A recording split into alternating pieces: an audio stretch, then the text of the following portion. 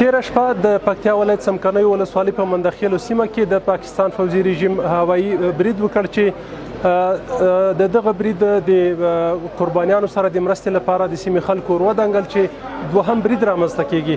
په دغه برید کې د لومړنیو معلوماتو له مخې چې 10 کسان شهیدان دي او تر 80 کسانو څخه ډېر هغه زخمیان دي. په قربانیانو کې اکثره ملکي خلک دي چې ماشومان ښځې هم پکې شامل دي.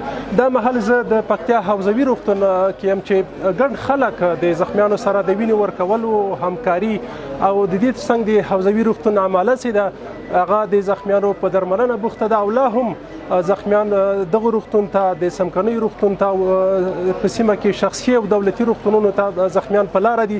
ممکن دغه ارقام چې دي زیاتوالی پکې راسي.